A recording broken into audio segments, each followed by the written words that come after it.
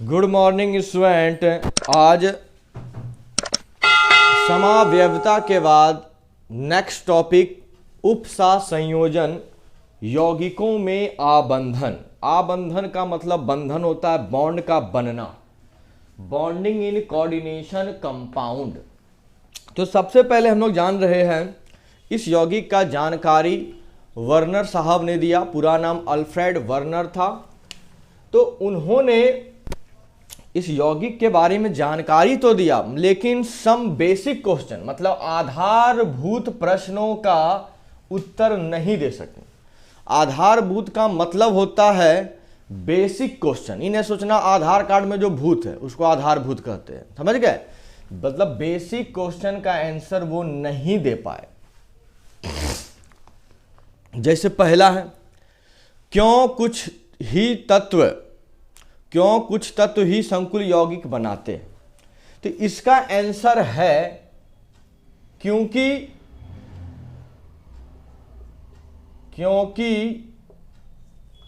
संकुल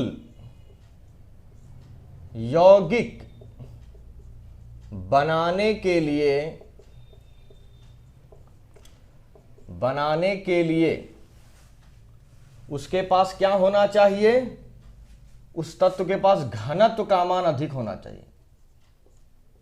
और यह किसके पास पाया जाता है, डी ब्लॉक के तत्व के पास।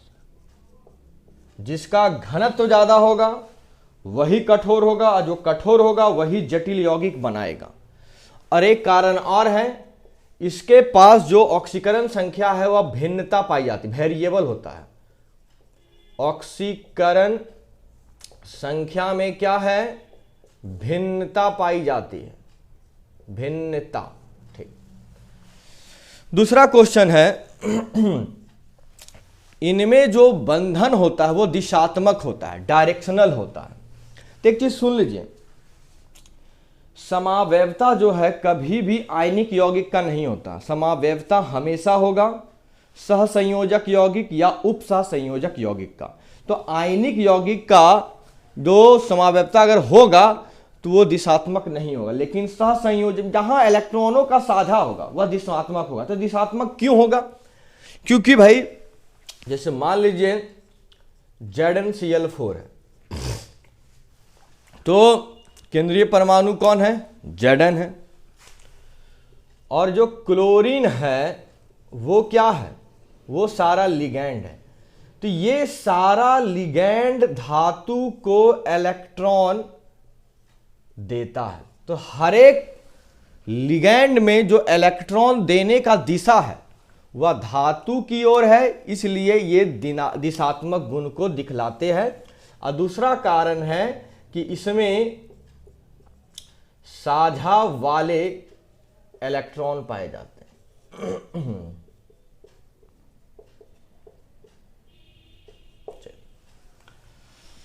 तीसरा प्रश्न है कि इन यौगिकों में चुंबकीय तथा ध्रुवन घूर्णक क्यों पाए जाते। तो इसका आंसर है इस यौगिक के पास अयुग्मित इलेक्ट्रॉन मतलब लॉन पेयर इलेक्ट्रॉन या अनपेयर्ड इलेक्ट्रॉन या युग्मित इलेक्ट्रॉन पाए जाते हैं। मतलब भाई अनपेयर्ड और पेयर्ड। ये सब बेसिक क्वेश्चन वर्नर साहब नहीं बता पाए थे। तो हमको भाई उपसा संयोजन यौगिकों में आबंधन पढ़ना है। तो वर्नर के कमी को समाप्त करने के लिए 4 कंसेप्ट आया, BVT, CFT, LFT और MOT। ये जो BVT है ये है भाई वैलेंस बॉन्ड थ्योरी। दूसरा है भाई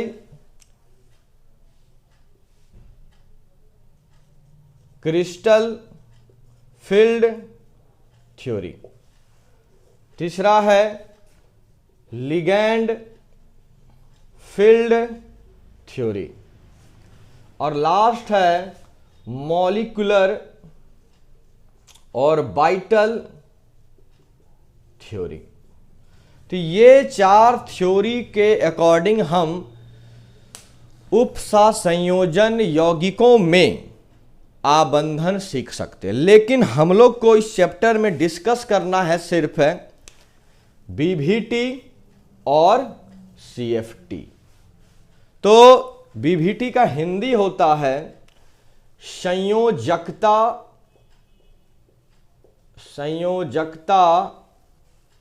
बंधन सिद्धांत।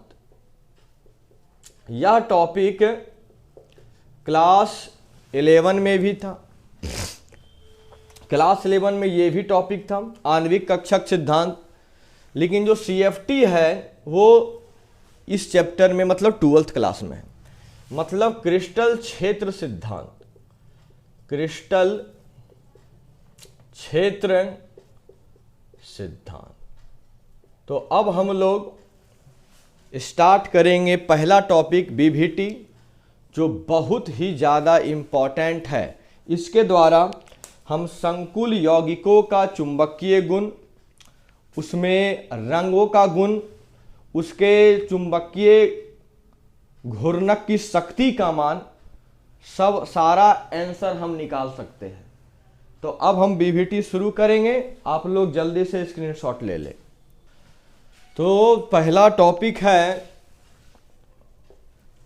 वैलेंस बॉन्ड थ्योरी, संयोजकता आबंध सिद्धांत। तो सबसे पहला इस थ्योरी जो है ये क्लास 11 से भी रिलेटेड है। उस चैप्टर का नाम है रासायनिक बंधन। तो इस थ्योरी के बारे में सबसे पहले बताए थे हाइटलर और लंदन साहब ने, लेकिन इस थ्योरी को ज़्यादा डेवलपमेंट किए थे पाउलिंग और अन्य वैज्ञानिक मिलकर। इस सिद्धांत में क्या है, इस सिद्धांत से लिगेंडों के प्रभाव में धातु परमाणु बढ़ते क्रम, यहां पे हमने एक वर्ड लिखा है n+l। n होता है प्राथमिक क्वांटम संख्या और l होता है द्विगंशी क्वांटम संख्या। तो उसी के अनुसार ये बढ़ते क्रम कक्षकों का उपयोग करके संकरण या प्रसंकरण, इंग्लिश में इसको कहते हैं हाइब्रिडाइजेशन।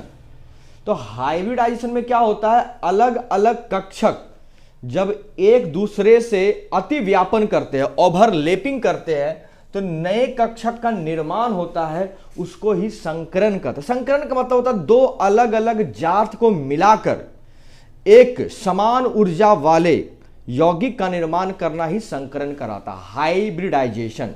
हाइब्रिड आप लोग वर्ड सुने भी होंगे, आजकल बहुत सारा फ्रूट्स, फल, सब्जी सब हाइब्रिड आता था। हाइब्रिड मतलब होता है दो अलग अलग किस्मों से मिलकर एक नई चीज का बनना, उसको कहते हैं हाइब्रिड। अति व्यापन का मतलब होता है ओवरलैपिंग, मतलब एस कक्षक अगर पी कक्षक में मिल रहा है तो उस प्रोसेस को, उस विधि को ही कहते हैं अति व्यापन। तो यहां पे एक जो वर्ड आया कक्षकों या कक्षक, होता क्या है, बहुत सारे विद्यार्थियों को कक्षा क्या होता है, उप कक्षा क्या होता है, कक्षक क्या होता है, ये सब में बहुत प्रॉब्लम है। तो देख लेते हैं इसको पूरा अच्छा तरीका से समझेंगे। कक्षा जो है एक होता है उप कक्षा और एक होता है कक्षक। ध्यान देंगे अच्छा से एकदम। कक्षा को इंग्लिश में सेल या ऑर्बिट कहते हैं, उप कक्षा को उपकोष भी कहते हैं, सब सेल, और कक्षक को ऑर्बिटल कहते हैं। ठीक है, ये ऑर्बिटल। तो हम लोग जान रहे भाई कक्षा कौन कौन होता है, जैसे के होगा, एल होगा, एम होगा, एन होगा। अब के से क्यों शुरू हुआ है, क्योंकि कैकुल एक साहब वैज्ञानिक थे, उन्हीं के नाम को इज्जत देने के लिए पहले केस ने तो ए से शुरू होता।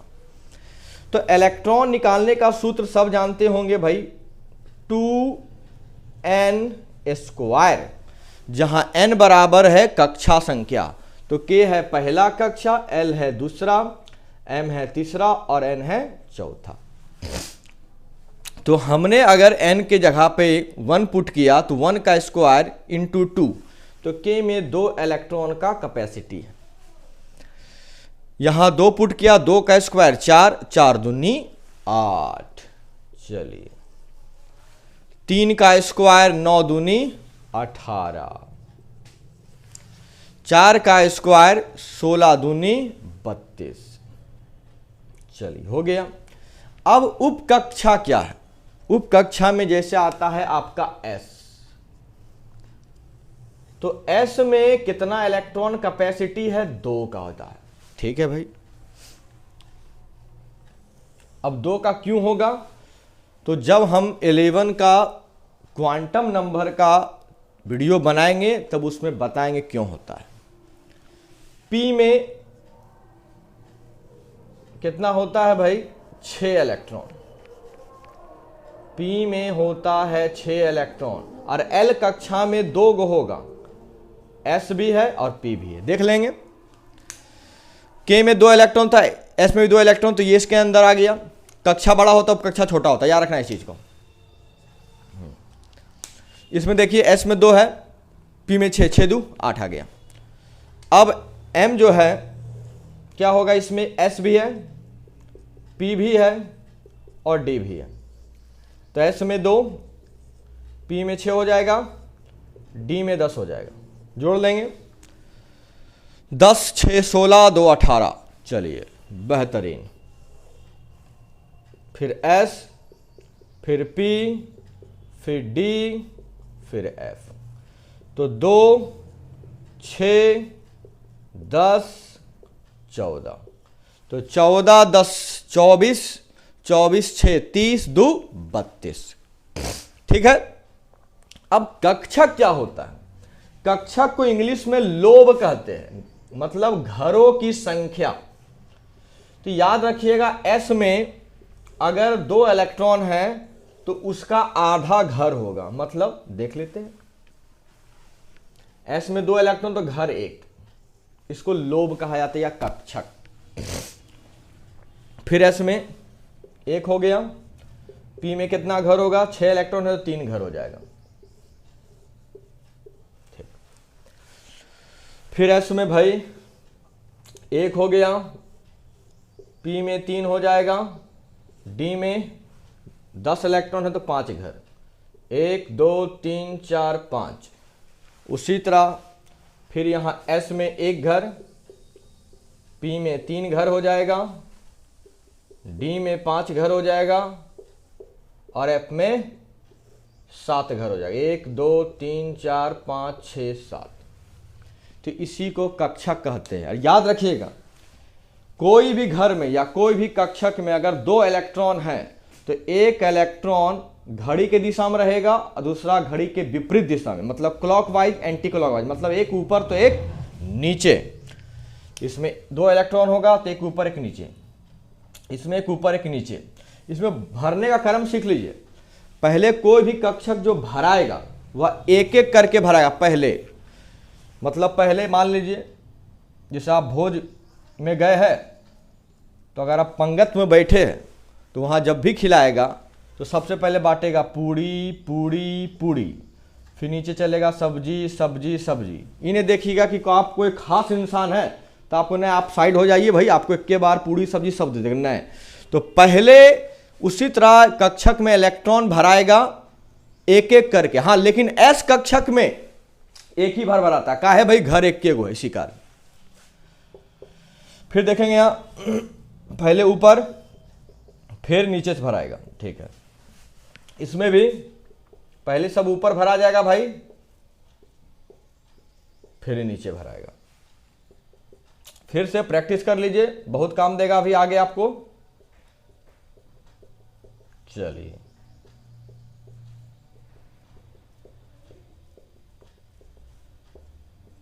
तो हो गया हम लोग का कक्षक।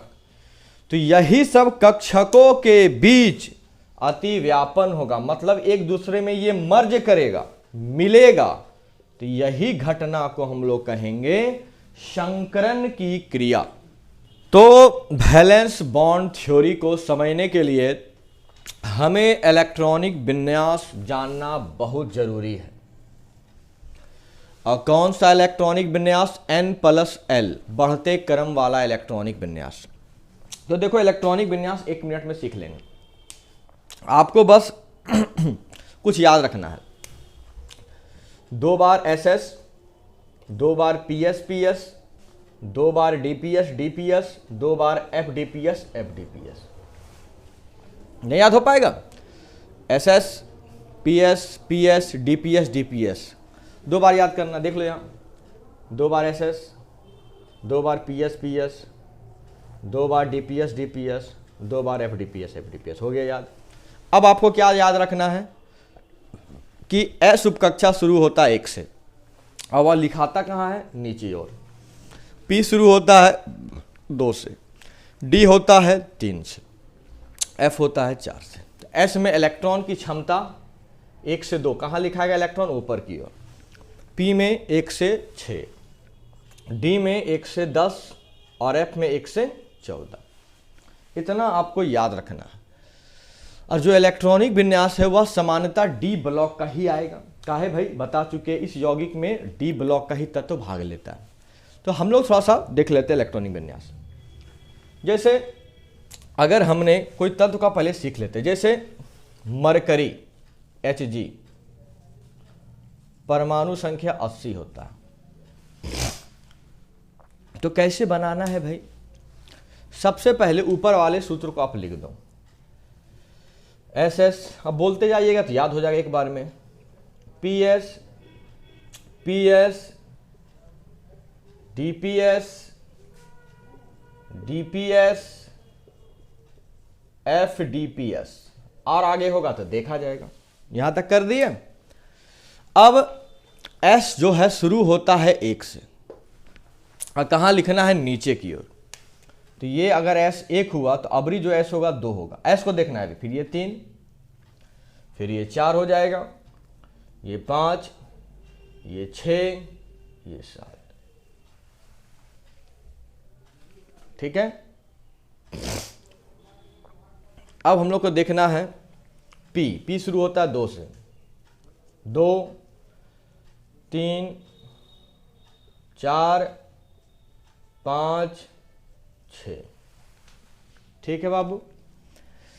अब क्या है? D बचा है। D कहाँ शुरू होता है? 3 से। तो जहाँ जहाँ D है वहाँ शुरू करेंगे। 3, 4, 5, और F शुरू होता है 4 से। तो कहाँ F है? यहाँ पे दे दिया। अब S में इलेक्ट्रॉन रहता है 1 से 2 तक। तो आपको देखना है कि कोई बोलेगा सर 1 भी दे सकते, नहीं, जब 1 की आवश्यकता होगी तब 1 देंगे, लेकिन हमको चाहिए शुरू में मैक्सिमम। मतलब अगर मेरे पास 80 है तो पहले हम सबसे ज़्यादा वाला इलेक्ट्रॉन ही भरेंगे। तो यहाँ पे 2 इलेक्ट्रॉन S में दे दिए, फिर S में 2 दे दिए, फिर P में 6 देंगे, फिर S में 2 दे देंगे, फिर P में 6 देंगे, फिर S में 2 दे देंगे, फिर D में कितना है? D में 10, तो D में 10 देंगे भाई, P में 6 देंगे, फिर S में 2 देंगे। हल्का गिन लेते हैं। 2 2 4, 6 10, 2 12, 6 18, 2 20, 10 30, 6 36, 2 38। फिर यहाँ कितना होगा? 10 48, 6 54, 2 56, 14 70 और 10 80। तो यहाँ तक बन गया। तो यही है मरकरी का इलेक्ट्रॉनिक विन्यास। और किसी का देखना है तो Zn देख लिए 30। फिर क्या करेंगे? फिर लिख देना है सूत्र, SS, PS, D में ही आ जाएगा। बनाते बनाते आपको प्रैक्टिस हो जाएगा, तो आपको कहाँ रुकना है वो अपने आप पता चल जाएगा। 1 2 3 4, फिर P भाई 2 3, D फिर 3, 2 2 4, 6 10, 2 12, 6 18, 2 20, 10 30। तो इलेक्ट्रॉनिक विन्यास हम लोगों ने सीख लिया। अब कुछ कुछ जो इलेक्ट्रॉनिक विषय एक्सेप्शन केस है, अपवाद है, उसको थोड़ा याद रखिएगा। जैसे क्रोमियम अपवाद है, कॉपर अपवाद है, मॉलिब्डेनम आपका अपवाद है,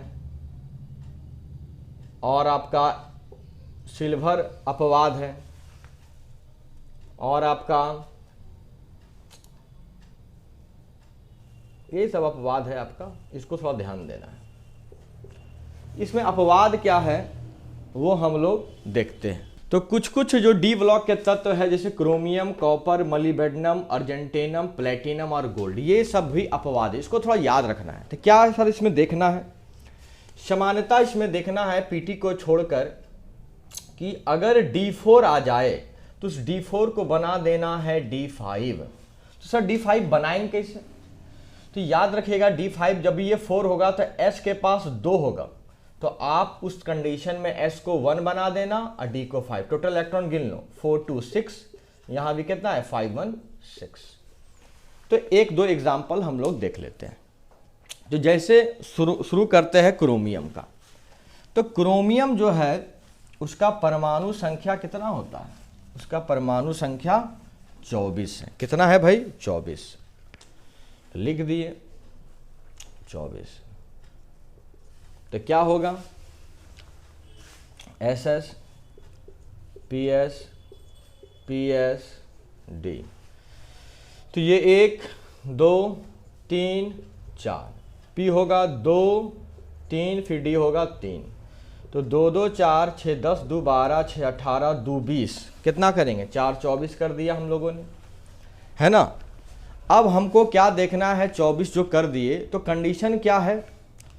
कंडीशन है D के पास 4 आ गया और S के पास 2 आ गया। तो हमको क्या करना है? D को बना देना है D5। तो इसको क्या बना देंगे? D5। और उसके बगल वाले S को 1 बना देना है, बन गया। उसी तरह हमने कॉपर को देख लेना है भाई 29। तो 1s2 2s2 2p6 3s2 3p6 4s1 और 3d9। तो इस कंडीशन में क्या करेंगे? ध्यान देंगे। उसी तरह अगर s2 और d9 हो तो वो बदल जाएगा d10 में और ये बदल जाएगा s1 में। सर ऐसा क्यों होता है? तो इसका अभी जानकारी बस यही याद रखिए, अस्थाई होने के लिए स्टेबिलिटी का है। अर्धकक्षक D का अर्धकक्षक कितना होगा? 1 2 3 4 5, तो बस अस्थाई के लिए है। अब पूर्ण कक्षक होगा 10 गो। तो बस यही अस्थाई को पालन करने के लिए ऐसा इलेक्ट्रॉनिक विन्यास होता है। तो कोई बोलेगा सर N+L वाला नियम क्या है, उसको सब बता दीजिए। तो N+L का नियम हम लोग अब देखते हैं। तो जैसा हम लोग N+L का नियम देखेंगे, यदि किसी परमाणु पे धनात्मक आवेश है तो इलेक्ट्रॉन हमेशा पहले बाहरी कक्षक से जाएगा। पहले देख लो SS भाई PS PSD, हमको लगता है इतना देर में आप लोग को याद हो गया होगा। तो नीचे 1, ये 2 होगा, ये 3 होगा, ये 4 होगा। P होता है 2 3, ये 3 हो गया। तो 2 2 4 6 10 2 12 6 18 2 20, और कितना पुराना है? तो 6 26। हमने बताया था D में 1 से 10 तक है, तो 1 से 10 के अंदर 6 आ रहा है, तो जितना जरूरत है उतना ही देंगे। जैसे अगर आप कोई दुकान गए और कोई सामान का कीमत है 800 रुपया, तो क्या आप उस दुकानदार को 1000 रुपया दे पाएंगे? नहीं। तो जितना का आवश्यकता, इसको 6 का आवश्यकता है तो हम यहाँ 6 देंगे। हाँ, अगर 11 हो जाएगा तो D का क्षमता 10 है, उसके बाद जो कक्षक आएगा उसमें इलेक्ट्रॉन देंगे। अब क्या है? 2+ है, तो क्या करेंगे भाई? फिर हमने ये बना देना है। तो आपको देखना है इलेक्ट्रॉन हमेशा पहले बाहरी कक्षक से जाएगा। तो पहले तुम इसको N+L के नियम से बनाओ। मतलब सर बढ़ते क्रम, मतलब बढ़ते क्रम का मतलब है पहले एक कक्षक, फिर 2, फिर 3, फिर 4 ... ध्यान दीजिएगा। 1s2 लिख दिया, 2s2 2p6, कॉमा दे देना। पहले 1 हो गया पूरा, फिर 2 हो गया, फिर 3s2, फिर 3p6, फिर 3d6, टोटल 3 का हो गया। अब लास्ट में कौन हो गया? 4s2। तो बाहरी कक्षक अब कौन हो गया? 4। 4 है बाहरी कक्षक, यही 4। तो इलेक्ट्रॉन हमेशा पहले बाहरी कक्षक से कितना इलेक्ट्रॉन गया? 2। तो यहां से इलेक्ट्रॉन जाएगा तो ये इलेक्ट्रॉन हो जाएगा 0। अब हम लोग संयोजकता आबंध सिद्धांत को समझ सकते हैं और बना सकते हैं। तो अब आगे बढ़ते हैं। तो प्रोसंकरण के प्रकार और उप संयोजन संख्या के आधार पर ज्यामिति। यदि उप संयोजन संख्या 2 है तो प्रोसंकरण sp होगा। मतलब एक s, अब p का 3 घर होता है उसमें एक, मतलब भाई भाग लेगा एक s का, अब p का 3 घर है लेकिन कौन भाग लेगा? एक s एक p, इसी का sp। कोई बोला कि सर उप संयोजन संख्या 1 काहे नहीं होता है? क्योंकि संकरण के लिए 2 चाहिए और 1 कभी संभव ही नहीं है। अब 3 है तो एगो s होगा, ठीक है भाई, और 2 गो p। तो गिन लेंगे 1 2 3, sp3, एगो s 3 गो p। यहां देखना dv आ गया है, 2 इसका प्रकार है, मतलब एगो s है 3 गो p 4 हो गया, एगो d है, एगो s है p 2 गो 4 हो गया। 5 का भी 2 प्रकार है, sp3d और d sp3। 6 का भी 2 प्रकार है, sp3d और d2 sp3। एक का नाम है बाहरी, एक का नाम आंतरिक है, अष्टफलकीय। हालांकि ये उपयोग ना के बराबर ही होता है। sp3d3 पंचकोणीय द्विपिरामिडी, थोड़ा इंग्लिश में सीख लेते हैं। इसका इंग्लिश में नाम होगा लीनियर, इसका होगा ट्राइगोनल प्लेनर, इसका होगा टेट्राहेड्रल, इसका होगा स्क्वायर प्लेनर। त्रिकोणीय द्विपिरामिड का होगा ट्राइगोनल बाइपिरामिड, और इसका एक ही प्रकार sp3d का है वर्ग पिरामिड, स्क्वायर पिरामिड। बाहरी का मतलब आपका एक्सटर्नल हो जाएगा, आउटर हो जाएगा, और आंतरिक में इनर हो जाएगा। अष्टफलकीय का होगा ऑक्टाहेड्रल। पंचकोणीय द्विपिरामिड का इंग्लिश होगा पेंटागोनल बाइपिरामिड। तो पेंटा का 5 हो गया, 2 पिरामिड का 2 का हो गया, 2 का हो गया 2, तो 5 2 7, ठीक है। त्रिकोणीय द्विपिरामिड, त्रिकोणीय का 3 हो गया, पिरामिड का 2 हो गया, 3 2 5।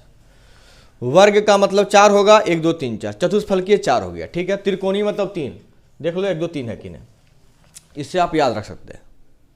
तो इसका आप जल्दी से स्क्रीनशॉट लेंगे और आगे बढ़ते हैं जल्दी से। तो संयोजकता आबंध सिद्धांत में बहुत इंपॉर्टेंट है, पूछा जाता है चुंबकीय गुण, मैग्नेटिक प्रॉपर्टी। तो देखो मैग्नेटिक प्रॉपर्टी ऐसे बहुत सारा इसका प्रकार है, लेकिन हमें इस चैप्टर में 2 ही पे डिस्कस करना है, प्रति चुंबकीय और अनुचुंबकीय। और भी होता है भाई, फेरोमैग्नेटिक, फेरीमैग्नेटिक, उसके बाद आपका एंटी फेरोमैग्नेटिक, बहुत सारा प्रकार है। लेकिन हमको इस चैप्टर में डिस्कस करना है प्रति चुंबकीय और अनुचुंबकीय, डायमैग्नेटिक एंड पैरामैग्नेटिक। तो प्रति चुंबकीय में इलेक्ट्रॉन जो है युग्मित रहेगा, पेयर में, जोड़ा में रहेगा। जोड़ा के कारण वह यौगिक रंग नहीं दिखाएगा, रंगहीन होगा। ये बहुत इंपॉर्टेंट हमने जो इस बोर्ड पे लिखा है। अनुचुंबकीय में इलेक्ट्रॉन अयुग्मित होगा, अनपेयर होगा, कम से कम एक भी होना चाहिए। यह रंग प्रकृति को दिखाएगा। चुंबकीय आघूर्ण का मात्रक होता है बोर मैग्नेटॉन, मतलब नील्स बोहर साहब ने बताया था। इसका वैल्यू शायद कुछ होता है 9.27 गुना 10 के पावर -24 एम्पियर मीटर स्क्वायर, ठीक है। जहां फॉर्मूला क्या है, μ0 √n × n+2, जहां n क्या है, अयुग्मित इलेक्ट्रॉन की संख्या। इस क्वेश्चन को बनाने के लिए हमने एक बहुत ही इंपॉर्टेंट चीज लिखा है। लिगेंड 2 प्रकार के होते हैं, एक प्रबल एक दुर्बल। आपको ये थोड़ा याद रखना है। कार्बोनिल जिस मतलब जो C से शुरू हो रहा है बेसिकली वो प्रबल है, सबसे प्रबल ये है। अभी तक के सबसे प्रबल लिगेंड यही कार्बोनिल। साइनाइड है, ऑक्सलेटो है, इथेन 1,2 डायमाइन है, अमाइन है। दुर्बल कौन है? H2O है, क्लोरीन है, ब्रोमीन है, आयोडीन है, OH है। तो प्रबल क्या करता है? इलेक्ट्रॉनों का जोड़ा बनाता है, और ये इलेक्ट्रॉनों का जोड़ा नहीं बनाता है। आंतरिक कक्षक को कहा जाता है इनर, ये लो स्पिन होता है जो D से शुरू होगा। अब बाहरी कक्षक जो होता है आउटर होता है, इसको हाई स्पिन कहते हैं, उच्च प्रोचक्रण। स्पिन का मतलब होता है कि इलेक्ट्रॉन कितना दूर तक जाता है। अगर इलेक्ट्रॉन ज्यादा दूर जा रहा है तो उसको हम लोग कहते हैं हाई स्पिन। इलेक्ट्रॉन कम दूर तक जाता है तो उसको कहेंगे लो स्पिन। इसका स्क्रीनशॉट लेंगे और एनसीईआरटी और आईआईटी का क्वेश्चन शुरू कर रहे हैं। तो जैसा हमने अभी संयोजकता आवर्त सिद्धांत के सारे नियमों को देख लिया, अब एनसीईआरटी के पाठनिहित प्रश्न में 9.5 और 9.6 दोनों को एक ही साथ बनाएंगे। क्या है क्वेश्चन? संयोजकता आबंध सिद्धांत के आधार पर समझाइए वर्ग समतली संरचना। मतलब ये जो यौगिक है वह वर्ग समतली है और उसका चुंबकीय गुण है प्रति आयन, प्रतिचुंबकीय। ये क्या है भाई? चतुष्फलकीय है और अनुचुंबकीय। और ये क्या है? चतुष्फलकीय है और प्रतिचुंबकीय। तो अब हम लोग इस प्रश्न को सॉल्व करेंगे। तो सबसे पहले जब भी प्रश्न बनाएंगे हम लोग प्रत्येक केंद्रीय परमाणु का सबसे पहले ऑक्सीकरण संख्या निकालेंगे। तो देख लो भाई, निकेल को x मानना, x Cn का -4 बराबर -2, x बराबर क्या आ गया? +2। बहुत अच्छा। यहां देखेंगे x -4 बराबर -2, x बराबर +2। ठीक है, यहां क्या हो जाएगा? x + 0 बराबर 0। चलिए, तो हमको पता चल गया कि इस पे आवेश क्या है। कभी भी ये आवेश नहीं मानना है, ऑक्सीकरण संख्या निकालना है, याद रखिएगा। ये नहीं होगा ये सब। हाँ, तो पता चला इस केस में निकेल परमाणु पे 2 पॉजिटिव आवेश है, इस पे भी 2 धनात्मक आवेश है, इस पे आवेश है ही नहीं। तो आपको क्या करना है? परमाणु संख्या याद होना चाहिए 28। 28 हो जाएगा बाबू, 28 हो गया। अब क्या करना था? गला लगता खराब हो गया। सबसे पहले इलेक्ट्रॉनिक विन्यास लिखेंगे। तो क्या हो जाएगा? SS PS PS D। ठीक है, तो 1 2 3 4, फिर इसका हो जाएगा 2 3 और ये 3 होगा। ठीक है, 28 पुराना है, 2 2 4 6 10 2 12 6 18 2 20 और 8 28। हमने बताया था बढ़ते क्रम में लिखना है, तो थोड़ा सा बढ़ते क्रम में लिखेंगे तो हो जाएगा 1s2 कॉमा देंगे, फिर 2s2 2p6 3s2 3p6, फिर क्या हो जाएगा 3d8 और फिर क्या हो जाएगा भाई 4s2। अब ध्यान देना है थोड़ा सा, क्या ध्यान देना है भाई? 2 इलेक्ट्रॉन गया है, तो सबसे बाहर कक्षा कौन है? ये। तो यहां से चल गया, तब ये क्या हो गया? 0। अभिक्रिया में वही भाग लेंगे जिन कक्षक में इलेक्ट्रॉन जो है वह खाली है या आधा भरा है। जो कक्षक पूरा भरा हुआ है वह अभिक्रिया में भाग नहीं लेगा। यदि आपका पूरा पेट भरा हुआ है तो क्या आप खाना खाइएगा? हाँ, एक ही शर्त पे खा सकते हैं, अगर आप हा ही है तब। तो यहां देखिए S पूरा भरा हुआ है तो ये भाग नहीं लेगा। यहां भी S में 2 इलेक्ट्रॉन है, पूरा भरा हुआ है। P भी पूरा भरा हुआ है, ये S भी भरा हुआ है, ये P भी भरा हुआ है, लेकिन ये D नहीं भरा हुआ है और S तो 0 हो गया। तो हम लिखेंगे 3d8 4s0, 4s के बाद फिर क्या आएगा 4p0 लिख सकते हो बढ़ते क्रम के अनुसार, और लिखना तो और लिख देंगे। अब D में जो है भाई 5 घर बनता है, 1 2 3 4 5 हो गया। S में कितना घर बनेगा? 1। फिर P में कितना घर बनेगा भाई? 3 हो गया। अब क्या है, D में 8 इलेक्ट्रॉन, तो कैसे भराएगा? पहले 1 2 3 4 5 6 7 8 जोड़ा करके नहीं भरिएगा। S में तो एक भी नहीं है। अब हमको क्या करना है, तो हमने देखा यहां पे Cn है। क्या है भाई? Cn। ये D हो गया, ये S हो गया, ये P। तो Cn है प्रबल लिगैंड। प्रबल लिगैंड का काम क्या है? जोड़ा बनाना। तो देखो यहां पे 2 गो इलेक्ट्रॉन बेजोड़ा है, तो ये इलेक्ट्रॉन जैसे यहां से जोड़ा बनेगा तो ये जैसे आएगा, कोई भी कक्षक में 2 इलेक्ट्रॉन हमेशा विपरीत दिशा में, हालांकि ये ऊपर की ओर था लेकिन यहां जैसे आएगा वह नीचे की ओर आ जाएगा। अब Cn की संख्या कितनी है? 4। तो एक Cn यहां आएगा, 2 यहां आएगा, 3 यहां आएगा, 4 यहां आएगा। तो देखिए ये जो क्रॉस एक D में है, एक S में है, P में क्यों भरा है? 2 गो, तो हो गया DsP2। और DsP2 को क्या बोलते हैं? वर्ग समतली। क्या एक भी इलेक्ट्रॉन आपका बेजोड़ा है? नहीं, सारा इलेक्ट्रॉन जोड़ा है। तो ये प्रूव हो गया कि ये क्या है? वर्ग समतली और प्रतिचुंबकीय। यहां भी 2 प्लस केस है, तो इसमें भी इलेक्ट्रॉनिक विन्यास इसी तरह होगा। 3d8 4s0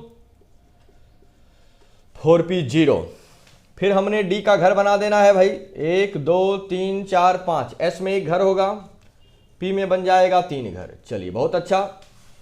8 इलेक्ट्रॉन है, 1 2 3 4 5 6 7 8।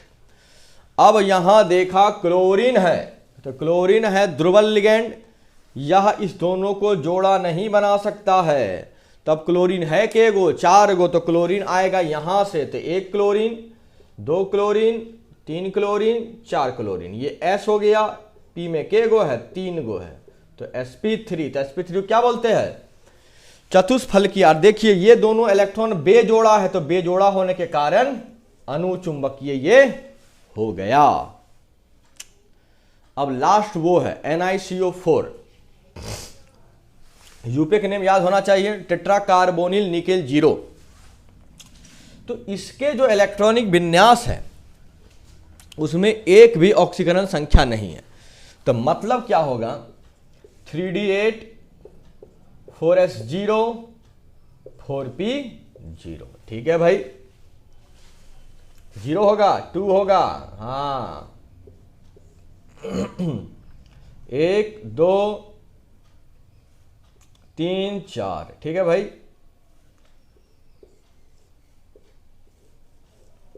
चलिए बहुत अच्छा है।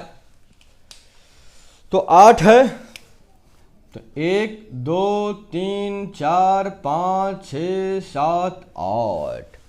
और यहां भी 2 इलेक्ट्रॉन है। चलिए तो अभी तक आपके सिलेबस के अकॉर्डिंग सबसे प्रबल लिगैंड कार्बोनिल है। तो देखा भाई कार्बोनिल आ रहा है, तो ये इलेक्ट्रॉन यहां घुस गया, जोड़ा बन गया, तो ये यहां से मिट गया। ये दोनों भी इधर कूद जाएगा, टुक टुक टुक, तो ये भी आ गया। अब ये घर भी हो गया खाली खाली खाली। तब के वो कार्बोनिल है, इसकी संख्या 4 है। तो 1 2 3 4, एक S हो गया, P आपका 1 2 3 sp3। तो चतुष्फलकीय हो गया प्रूव्ड। एक भी इलेक्ट्रॉन जोड़ा में बेजोड़ा में है, सारा इलेक्ट्रॉन जोड़ा में है, तो प्रतिचुंबकीय। जल्दी से इसका स्क्रीनशॉट लेंगे। अब एनसीईआरटी का 9.7 का प्रश्न है, हेक्सा एक्वा आयरन 3 आयन, ये प्रबल अनुचुंबकीय है और ये दुर्बल अनुचुंबकीय। प्रूव करना है कौन सिद्धांत से भाई? संयोजकता आबंध सिद्धांत से। सबसे पहले हम लोग ऑक्सीकरण संख्या निकाल लो। x हो गया 0 बराबर +3, x बराबर हो गया +3। मतलब यहां लोहा जो है Fe पे 3 प्लस है, परमाणु संख्या 26। यहां भी निकाल लीजिएगा x माइनस 6 बराबर -3, x बराबर कितना आ गया +3। यहां भी कितना है Fe पे सेम केस है, एक प्रबल है एक दुर्बल है। तो देख लीजिए कैसे प्रबल दुर्बल पता चलेगा। तो अब इलेक्ट्रॉनिक विन्यास में आप माहिर हो जाएंगे, हो भी गए होंगे। तो क्या होगा 1s2 2s2 2p6 3s2 3p6 4s2 और 3d6 हो जाएगा। ठीक है, तो लास्ट में क्या हो जाएगा ध्यान देना है, इसके लास्ट में जो होगा 3d6 4s2 होगा। ठीक है भाई, उसके बाद ध्यान देना कितना इलेक्ट्रॉन गया है, 3 इलेक्ट्रॉन जा चुका है। ठीक, तो जब यहां से जाएगा तो ये हो जाएगा 0 और यहां से 3 गया है तो 0 2 चल गया। अब एक यहां जाएगा कितना हो जाएगा 5, याद रखिएगा। तो क्या बन गया डी में घर, डी में घर बन गया 1 2 3 4 5। एस में घर कितना बनेगा 1, उसके बाद 4s के बाद क्या आएगा 4p, 4p के बाद क्या आएगा 4d। दे सकते हैं भाई,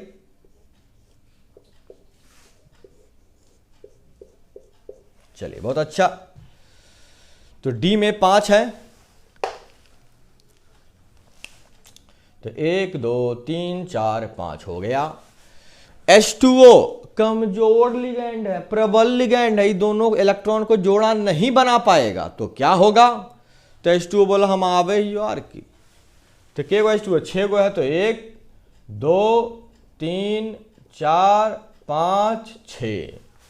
तो ये कौन सा घर है S। P में के गो है 3 गो, sp3। D में के गो है sp3d2 बन गया। तो ये जो sp3d2 है, याद रखना ये कहां शुरू S से है, तो ये हो गया बाहरी। काहे भाई, D से D जाएगा तो उसको बाहरी कहते, याद रखिएगा बाहरी। और इसी को हम लोग कहेंगे उच्च प्रोचक्रण, हाई स्पिन। अब कोई बोला सर प्रबल अनुचुंबकीय कैसे है, जितना अयुग्मित इलेक्ट्रॉन होगा उतना ही प्रबल अनुचुंबकीय होगा। कैसे, इसका निकाल लीजिए बोर मैग्नेट्रॉन। सूत्र होता है mu equal to root under n into n plus 2। ठीक है भाई, तो n का मान 5 है, तो 5 हो गया, 5 2 7 हो गया, 7 5 35। तो 35 का रूट क्या होगा, 36 का 6 होता है, तो 35 का हो जाएगा 5.9 बोर मैग्नेट्रॉन। अब दूसरा केस, यहां भी क्या होगा 3d 5 4s 0 4p 0 4d 0। तो क्या होगा डी में 5 इलेक्ट्रॉन है, 1 2 3 4 1 2 3 4 5। एस में कितना है भाई, एक घर होगा। पी में कितना घर होगा 3। डी में देना है 2, 1 2 3 4 5। तो यहां पे जो आपका Cn है ये प्रबल लिगैंड है, तो प्रबल जो है जोड़ा बनाएगा, ये यहां से उठ के यहां आएगा। तो ये पहले मिटा देना है, फिर यहां दे देना है, फिर ये भी उठ के यहां आएगा। ठीक है, ये भी मिट गया। अब क्या है भाई, के गो Cn है, Cn की संख्या 6 है, तो 1 Cn 2 Cn 3 4 5 6। तो यहां के गो डी भरा है 2, तो D2 ये गो sp3। तो के गो अयुग्मित इलेक्ट्रॉन है, एक के गो है, इसी कारण ये दुर्बल अनुचुंबकीय है। तो formula mu equal to root under n into n plus 2। तो क्या हो जाएगा भाई, 1 है तो 1 1 प्लस 2, तो 3 गुना 1 कितना हो गया 3। तो √3 का मान होगा 1.732 बोर मैग्नेट्रॉन। इसी का यह कमजोर है और ये डी से शुरू हुआ है, इसी कारण ये आंतरिक कक्षक है। कौन सा है, आंतरिक कक्षक और निम्न प्रोचक्रण, लो स्पिन है, याद रखना निम्न है।